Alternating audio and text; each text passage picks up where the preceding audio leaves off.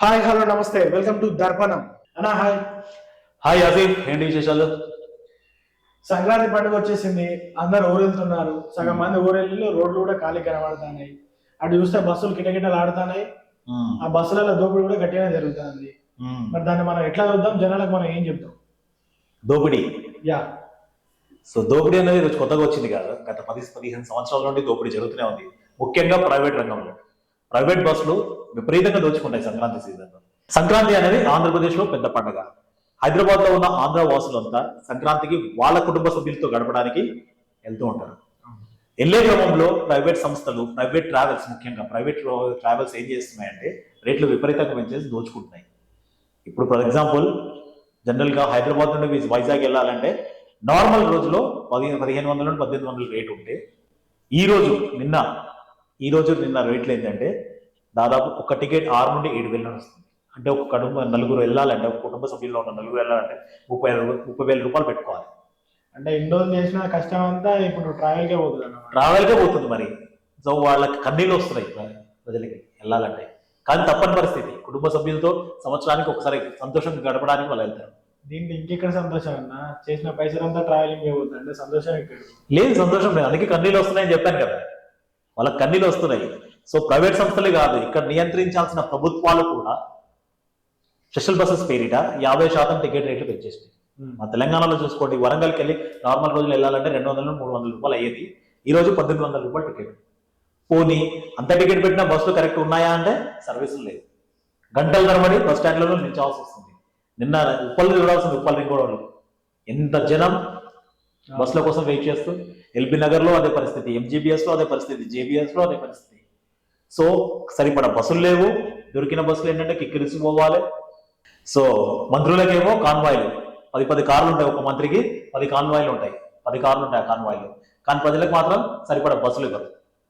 So బంజాదూరులో బర్రెలు దోస్తారు చూసారా, కోళ్ళ ఫామ్లో కోళ్ళన్నీ ఒక రాళ్ళు వేసేస్తారు. అట్లా దోసుకుని వెళ్లాల్సిన పరిస్థితి. అంత రేట్లు పెట్టి కూడా అంత ప్రయాణం చేయాల్సిన అవస్థ ప్రభుత్వాలు కల్పిస్తున్నాయి ప్రజలకి.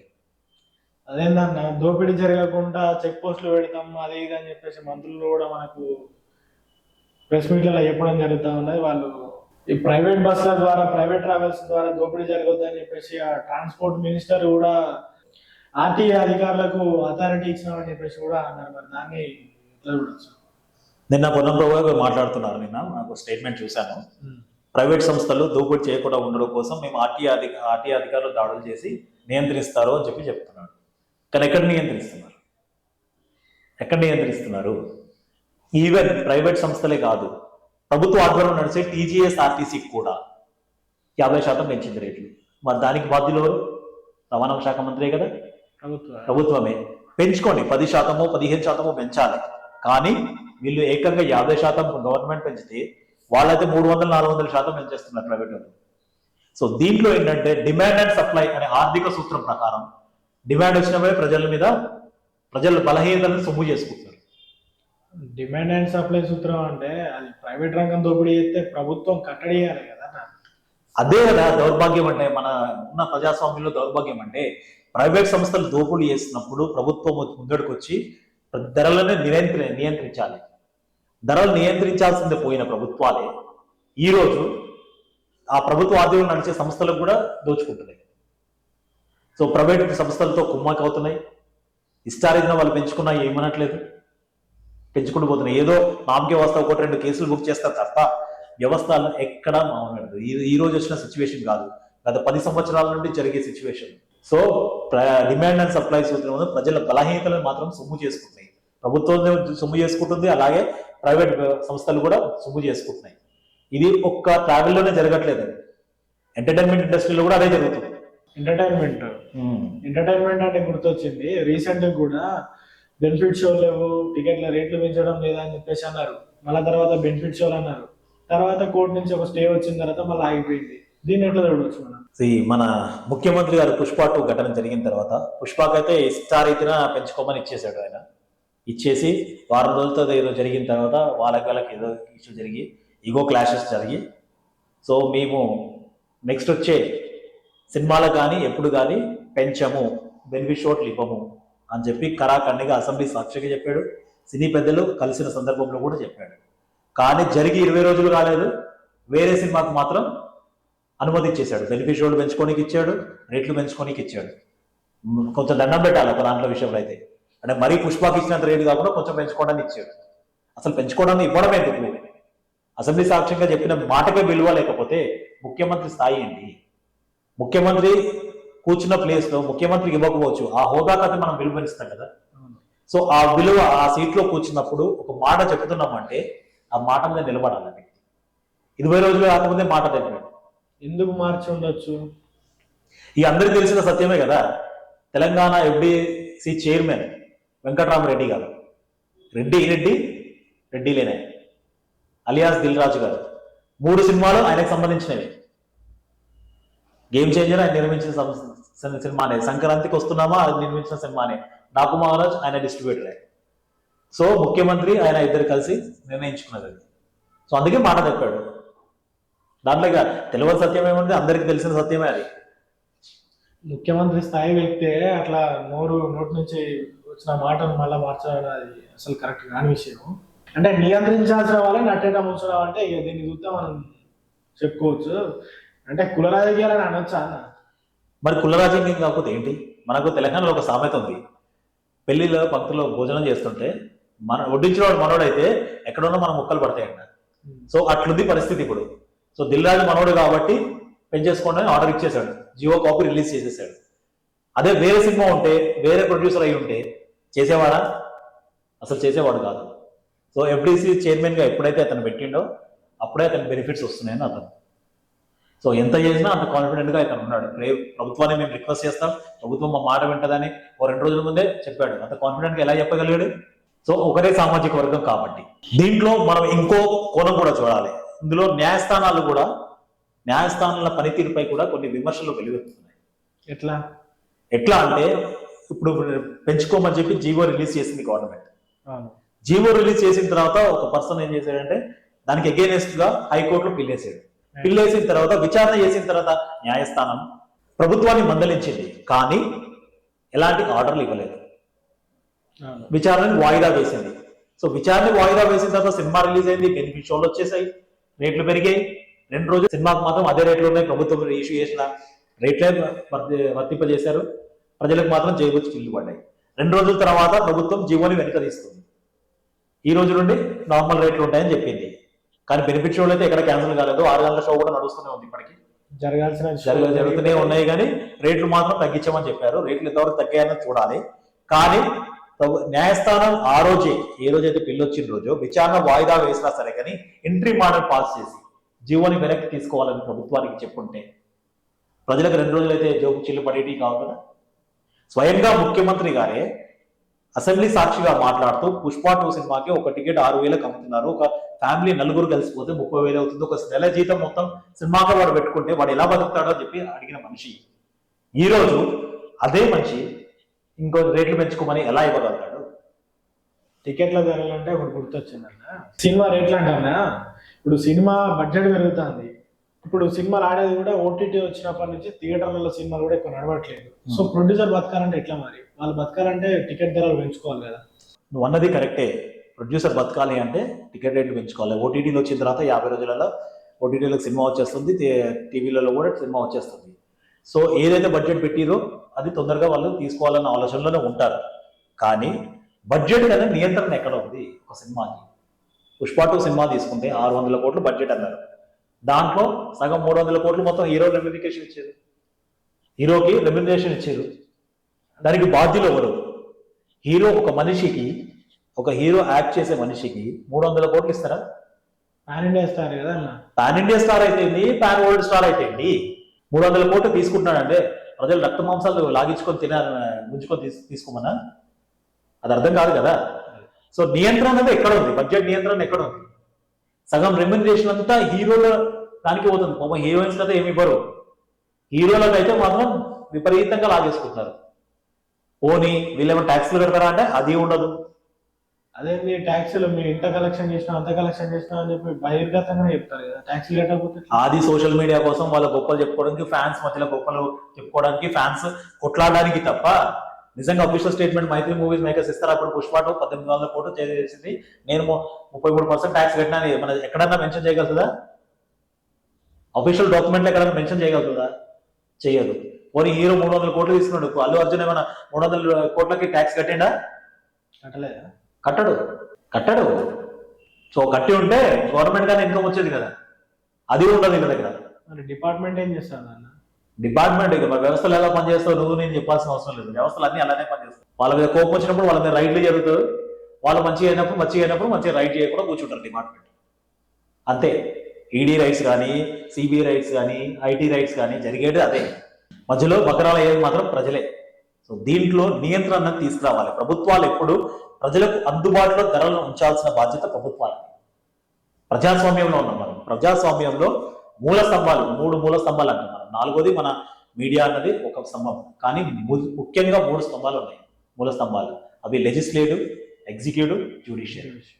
సో ఇక్కడ 3 స్తంభాలు ఏవైతే ఉన్నాయో దాంట్లో మొదటి 2 స్తంభాలు వ్యవస్థ అన్నది కుప్పకూలిపోయింది. ఆ సిస్టమ్ అన్నది కంప్లీట్ గా కరప్టెడ్ సిస్టమ్ అయిపోయింది. లెజిస్లేటివ్ సిస్టమ్ ఎలా అయిపోయిందంటే, వాళ్ళు ఒక్కసారి ఎన్నుకుంటే 5 సంవత్సరాలు మేమే ఉంటాం, మమ్మల్ని ఎవరు కదిలించలేరు అన్న బిహేవియర్ ఉంటూ ఇష్టారైతేనే ప్రవర్తిస్తున్నారు. ఇష్టంలో ఉన్నట్టు మనము ఒకప్పుడు చిన్నప్పుడు చూసుకుంటే, కొత్త సంక్రాంతి టైంలో కొత్త సినిమా రిలీజ్ అయింది అనుకో, థియేటర్ల దగ్గర పోలీసులు ఉండేవాళ్ళు. ఎందుకు ఉండేవాళ్ళు పోలీసులు? బ్లాక్ టికెట్లు అమ్మకుండా ఉండేవాళ్ళు కదా. ఎవరైనా బ్లాక్ టికెట్ అమ్మితే వాళ్ళని తీసుకుపోయి జైలు వేసేవాళ్ళు, కేసులు పెట్టేవాళ్ళు. కానీ ఈ రోజు ఏమవుతుంది, ప్రభుత్వమే స్వయంగా బ్లాక్ చేస్తుంది టికెట్స్ జీవో ద్వారా. అంటే అఫీషియల్ అనమాట. ఇంకా వైట్ అంటామో బ్లాక్ టికెట్ అంటామో వైట్ టికెట్ అంటామో, అఫీషియల్ గా మీరు బ్లాక్ చేసుకోండి అని ఇచ్చేస్తుంది ప్రభుత్వం. సో అలా మారిపోయే పరిస్థితులు ఉంటాయి. సో లోపం ఎక్కడ? రాజకీయ వ్యవస్థనే మెయిన్ గా లెజిస్లేషన్ లో లోపం. లెజిస్లేషన్ ని సక్రమంగా నడిపించాల్సిన బాధ్యత ఎగ్జిక్యూటివ్ వ్యవస్థకు ఉంది. కానీ ఎగ్జిక్యూటివ్ వ్యవస్థ ఏమవుతుంది, ఎవరు అధికారంలో ఉంటే వాళ్ళ తొత్తులుగా పనిచేస్తున్నారు తప్ప ఏది రూల్ కాదన్నది ఎగ్జిక్యూటివ్స్ కే తెలుస్తుంది. ఐఏఎస్ ఆఫీసర్ వీళ్ళు 18 గంటలు 20 గంటలు రోజుకు చదువుతూ ఒక టాప్ ర్యాంక్ తెచ్చుకొని సివిల్ సర్వీసెస్ లో ఒక బాధ్యత తీసుకున్నాక ఇంత చదువుకొని చదువులేని రాజకీయ నాయకులు బానిసలుగా పనిచేస్తున్నారు. రాజకీయ నాయకుడు ఏది చెప్తే దానికి అంటే తందాను అన్నట్టు అయింది తప్ప, సార్ ఇది రూల్ ప్రకారం లేదు, రూల్ ప్రకారం ఉన్నది. కొంత ఐఏఎస్ ఆఫీసర్లు ఇలా చెప్పారనుకో, వాళ్ళని అసలు ప్రాధాన్యం లేని పోస్టులో పంపించేస్తారు, ట్రాన్స్ఫర్ చేసేస్తారు మంచి ఐఏఎస్ ఆఫీసర్ అని. సో వాళ్ళకి ఎవరైతే వింటారో వాళ్ళ ఐఏఎస్ టాప్ పొజిషన్ లో పెట్టుకుంటారు. సో వాళ్ళకన్నా మాకెందుకులే అనేసి వాళ్ళు కూడా ప్రభుత్వాలు ఏవి చెప్తే అవి చేసుకుంటూ పోతున్నాయి. అందుకే తర్వాత గవర్నమెంట్ పోయినాక ఇంకో గవర్నమెంట్ రాగానే వాళ్ళ మీద కేసులు, ఐఏఎస్ ఆఫీసర్ల మీద కేసులు అవుతున్నాయి, రాజకీయ నాయకుల మీద కేసులు అవుతున్నాయి. ప్రభుత్వం నడవాల్సిన బాధ్యత ఐఏఎస్ ఆఫీసర్లది, ఎగ్జిక్యూటివ్ వ్యవస్థనే. కానీ ఆ ఎగ్జిక్యూటివ్ వ్యవస్థ రాజకీయ నాయకుల కింద తొత్తులుగా మారుతూ వ్యవస్థను మొత్తం భ్రష్టు పట్టిస్తుంది. సో ఈ మార్పు అనేది కావాలి మనకి. సో దీంట్లో ఇది ఒకటే కాదు, నేను చెప్తున్నా, ట్రావెల్స్ వ్యవస్థ, ఎంటర్టైన్మెంట్ ఇండస్ట్రీయే కాదు, విద్యా వ్యవస్థ, వైద్యంలో కూడా అధిక ధరలు ఉన్నాయి, నియంత్రణ లేదు.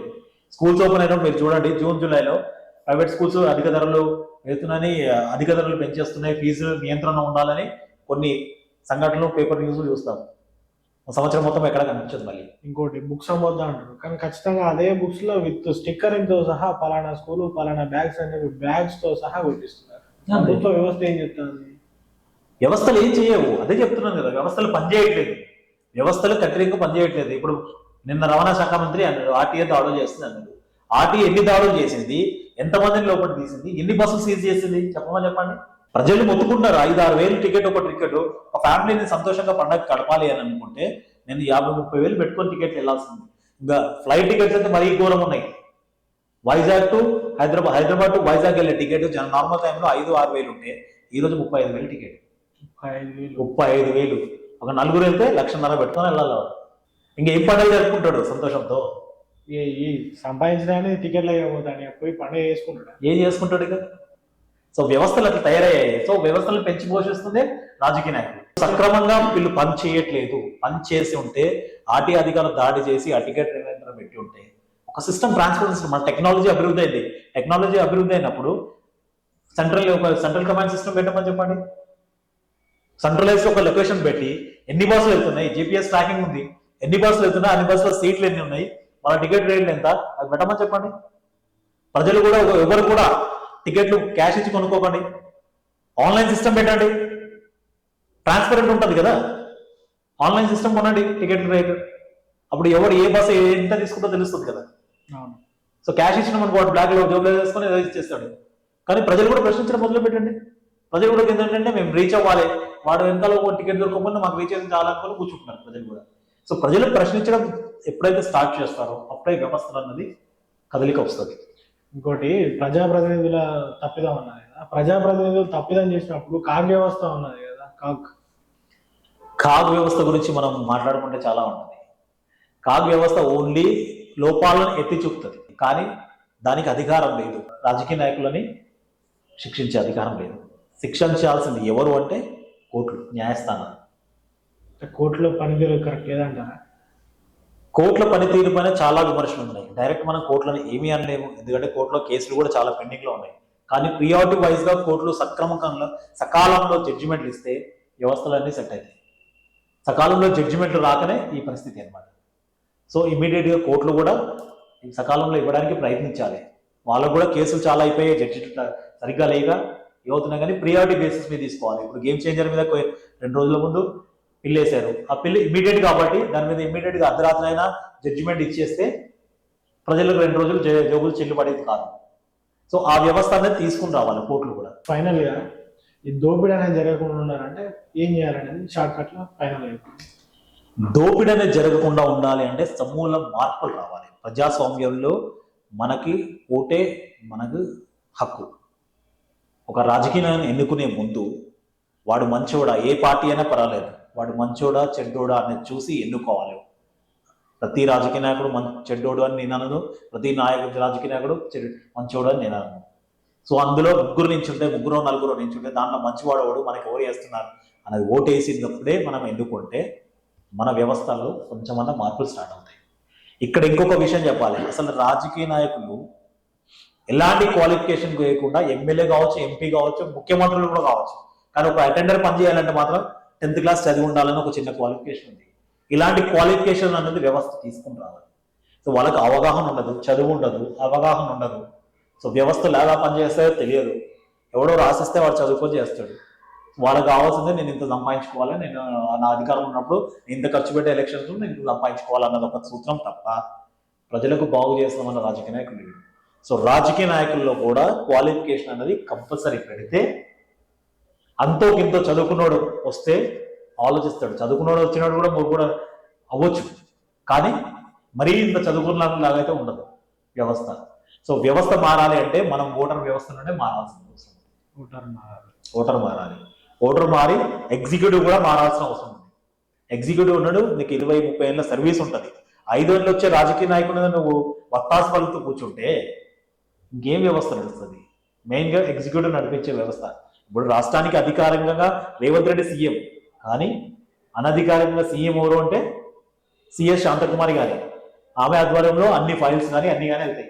సో ఆమెనే రూల్స్ అండ్ రెగ్యులేషన్స్ ప్రకారం అన్ని కరెక్ట్గా నడిచింది అనుకోండి, ఈవెన్ రేవంత్ రెడ్డి చెప్పినా సార్ ఇది కాదు, ఇది ప్రకారం ఇది రూల్ అని చెప్పారనుకోండి, అప్పుడు ఏమవుతుంది?